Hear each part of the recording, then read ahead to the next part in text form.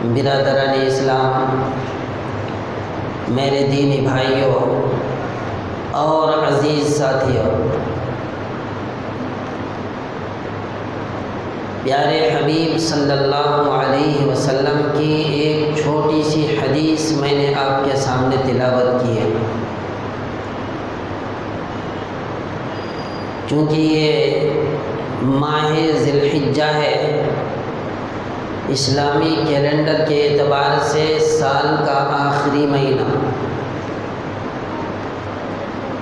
اس کے بعد آنے والا سال کا پہلا مہینہ محرم الحرام۔ اس حدیث کا میں نے انتخاب اسی لیے کیا ہے کہ تاریخ اسلام شاہد ہے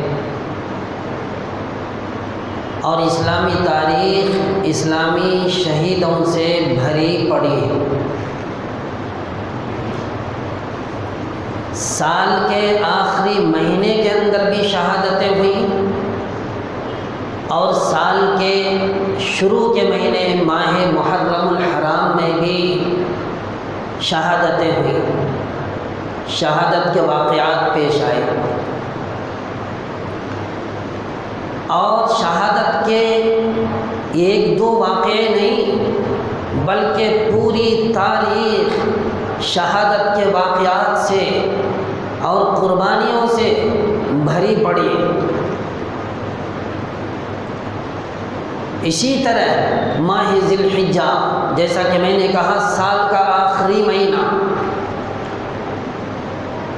اسی مہینے کی 18 تاریخ کو خلیفۃ الرسول سیدنا حضرت عثمان غنی رضی اللہ تعالی عنہ شہید ہوئے۔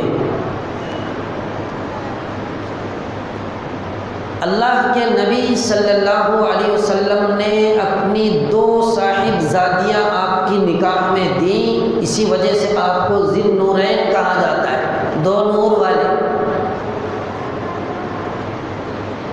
پوری تاریخ میں حضرت آدم علیہ السلام سے لے کر آخری نبی تک کوئی ایک آدمی آپ کو ایسا نہیں ملے گا کہ کسی ایک نبی کی 2 بیٹیاں ان کی نکاح میں دی گئی ہوں، لیکن یہ حضرت عثمان غنی رضی اللہ تعالیٰ عنہ کی سعادت مندی ہے، خوش نصیبی ہے کہ اللہ کے نبی صلی اللہ علیہ وسلم کی 2 بیٹیاں آپ کے نکاح میں دی۔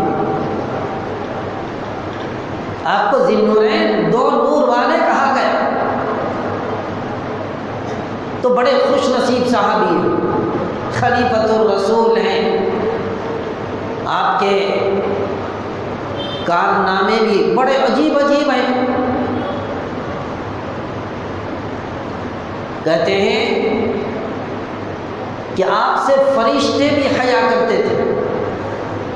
حضرت عثمان غنی رضی اللہ تعالیٰ عنہ سے فرشتے بھی حیا کرتے تھے۔ ایک مرتبہ کا واقعہ ہے کہ اللہ کے نبی صلی اللہ علیہ وسلم بے تکلف کسی جگہ تشریف فرما ہے، بیٹھے،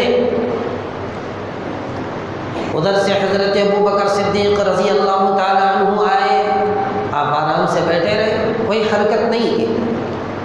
اس کے بعد حضرت عمر فاروق رضی اللہ تعالیٰ عنہ تشریف لائے، آپ بیٹھے رہے،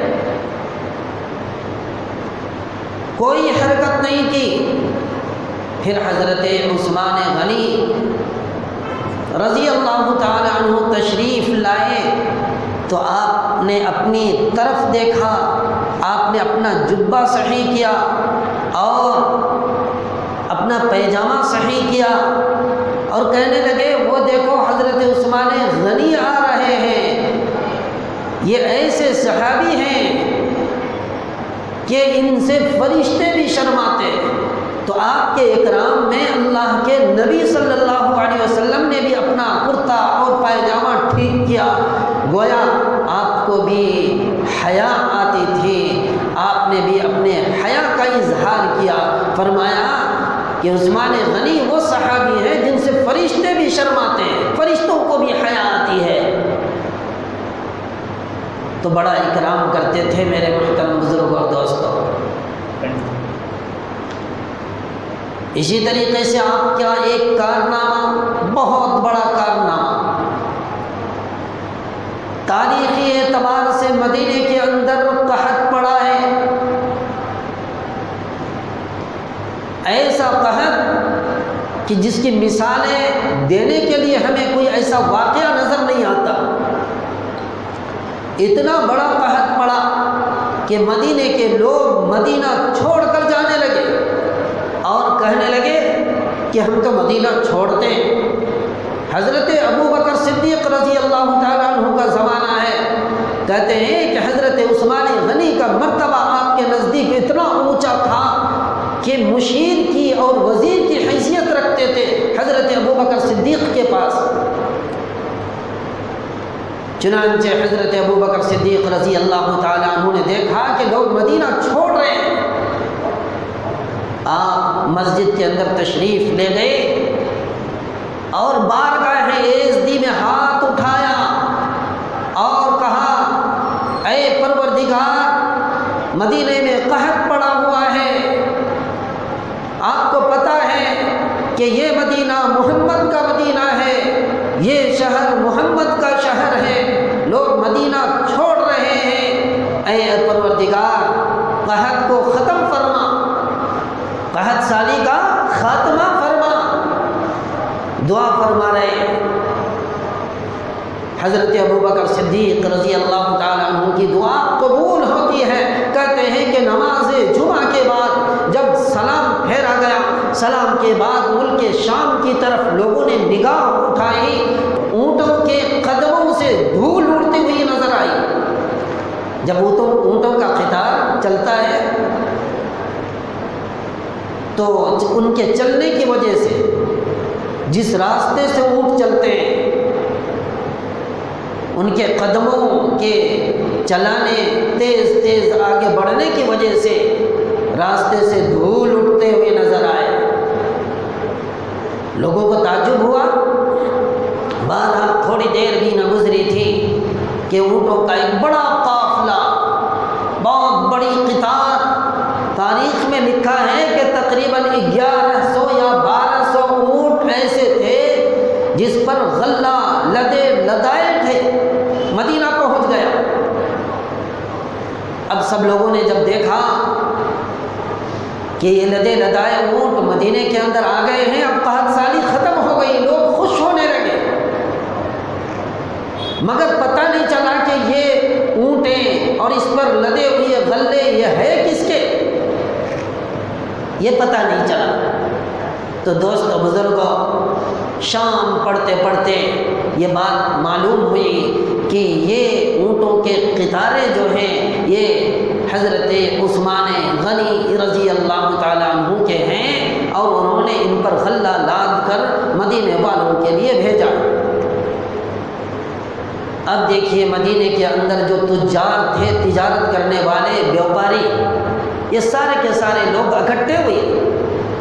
اکٹھے ہونے کے بعد حضرت عثمان غنی رضی اللہ تعالیٰ عنہ کی خدمت میں گئے اور کہنے لگے کہ اے عثمان غنی، یہ سارے کے سارے اونٹ اور اس کے اوپر لدے ہوئے غلے اکٹھے ہمارے ہاتھ فروخت کر دو، ہم اسے نفع کے ساتھ خرید لیں گے۔ حضرت عثمان غنی رضی اللہ تعالیٰ عنہ نے کہا کہ اچھا تم خرید لو گے؟ کہا کہ ہاں ہم خرید لیں گے۔ تو کہا کیا نفع دو گے؟ تاجروں نے، بیوپاریوں نے حضرت عثمان غنی سے کہا کہ ملک شام کے اندر جو تمہاری خریداری کی قیمت اور ریٹ ہے اس سے ہم 10 درہم زیادہ دیں گے۔ اگر 40 روپے من کے حساب سے تم نے خریدا ہے، 40 درہم من کے حساب سے، تو ہم 50 دیں گے، یعنی 10 کے اضافے کے ساتھ ہم خرید رہے ہیں۔ حضرت عثمان غنی رضی اللہ تعالیٰ عنہ نے فرمایا مجھے اس سے زیادہ مل رہا ہے، مجھے اس سے زیادہ نفع مل رہا ہے۔ تاجروں نے کہا چلو 20 درہم زیادہ کر دیں گے۔ حضرت عثمان غنی نے کہا مجھے اس سے زیادہ نفع مل رہا ہے۔ تو پھر تاجروں نے کہا کہ چلو 30 درہم نفع میں دیں گے۔ حضرت عثمان غنی نے کہا کہ اس سے بھی زیادہ مجھے نفع مل رہا ہے۔ اب یہ تاجر، یہ بیپاری لوگ یہ پریشان کہ آخر مدینے کے بڑے تاجر، بڑے بیپاری ہم ہیں، اور عثمان غنی کو اس سے زیادہ نفع کون دے رہا ہے؟ پریشان۔ تو پوچھا کہ اے عثمان غنی، آخر کون ایسا تاجر ہے؟ مدینے کے تاجر اور بیپاری تو ہم ہیں، کون ہے جو آپ کو اتنا زیادہ نفع دے رہا ہے؟ تو حضرت عثمان غنی رضی اللہ تعالی عنہ بڑے سلجھے ہوئے صحابی تھے، فرمایا دیکھو دنیا میں 10 گنا نفع مجھے دے رہا ہے جس تاجر کے ہاتھ میں اپنا غلہ فروخت کر رہا ہوں، دنیا کے اندر 10 گنا زیادہ مجھے دے رہا ہے، اور آخرت کے اندر 70 گنا زیادہ دے رہا ہے۔ اس کے بعد مخاطب کر کے فرمایا کہ اے لوگوں، تم گواہ رہو، اس بات کا گواہ بنو کہ میں نے یہ سارے غلے مدینے کے فقیروں کے اندر تقسیم کر دیا۔ اتنے بڑے سخی تھے حضرت عثمان غنی رضی اللہ تعالیٰ عنہ، چنانچہ سارے غلے مدینے کے فقیروں کے لیے آپ نے وقف کر دیا، اعلان کر دیا، اور کہا میں جس تاجر کے ہاتھ اپنا غلہ فروخت کر رہا ہوں وہ سب سے زیادہ نفع دے رہا ہے، اور اتنا نفع کہ دنیا کے اندر 10 گنا زیادہ، آخرت کے اندر 70 گنا زیادہ دے رہا ہے۔ یہ تھے حضرت عثمان غنی رضی اللہ تعالیٰ عنہ۔ آج ہم بھی مساجد مدارس کے گولوں کے اندر ڈالتے ہیں تو سوچتے ہیں کہ کہیں ایسا نہ ہو 20 کی جگہ 50 کی نوٹ نکل آئے، گن کر دیتے ہیں، حساب ڈال کر دیتے ہیں، لیکن وہ عثمان غنی رضی اللہ تعالیٰ عنہ جس سے فرشتے بھی حیا کرتے تھے، اللہ نے کتنا بڑا مالدار آپ کو بنایا تھا کہ آپ نے مالوں کا حساب نہیں ڈالا، بے حساب مدینے کے لوگوں کے لیے آپ نے اپنا غلہ تقسیم کرنے کا اعلان کر دیا اور لوگوں کو گواہ بنا کر کیا۔ تو دوست بزرگوں، جب ہم گن کر دیتے ہیں تو اللہ بھی ہمیں گن کر دیتا ہے، جب ہم بے شمار بے حساب اللہ کے لیے لٹاتے ہیں تو اللہ بھی اپنا خزانہ ہمارے لیے لٹاتا ہے۔ اس لیے یہ ان اداروں کی دیکھ بھالی ہماری ذمہ داری ہے۔ حضرت عثمان غنی رضی اللہ تعالیٰ عنہ کی پیروی کرنی چاہیے، آپ کی اتباع کرنی چاہیے۔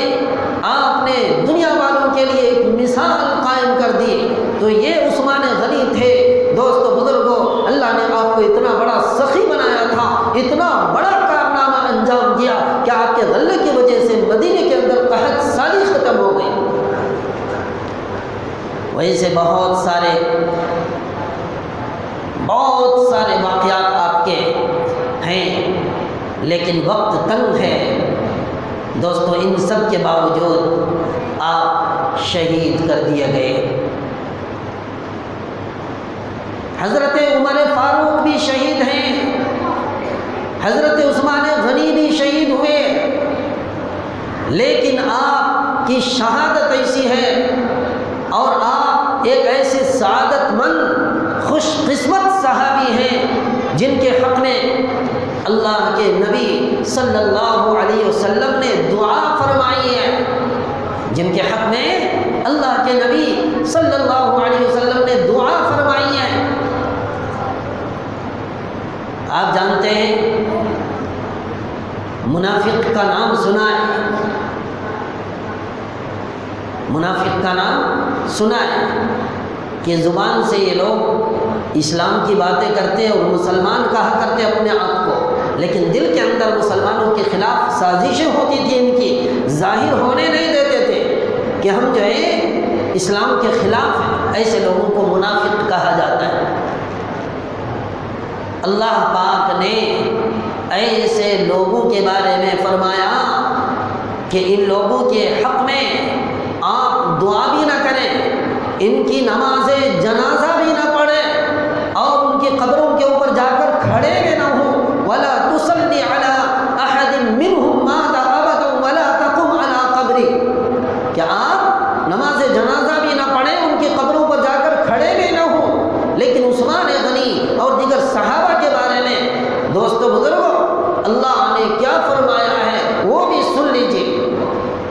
اپنے نبی کو اللہ پاک حکم دیتے ہیں وَصَلِّ عَلَيْهِمْ إِنَّ صَلَاتَكَ سَكَنٌ لَهُمْ، کہ آپ ان کے حق میں دعائیں کیجئے، اس لیے کہ آپ کی دعا ان کے حق میں ان کے لیے سکون کا ذریعہ اور باعث بنے گا۔ تو حضرت عثمان غنی رضی اللہ تعالی عنہ ایسے خوش نصیب صحابی ہیں جن کے حق میں اللہ کے نبی صلی اللہ علیہ وسلم نے دعا فرمائی ہے،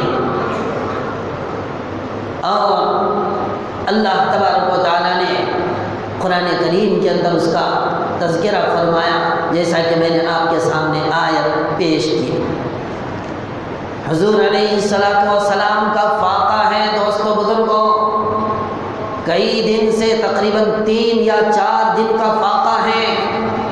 آپ علیہ الصلوۃ والسلام کسی سے مانگ نہیں سکتے، کسی کے سامنے اپنے فاقہ کا تذکرہ نہیں کر سکتے، کئی دن گزر گئے۔ حضرت عثمان غنی رضی اللہ تعالیٰ عنہ کو معلوم ہوتا ہے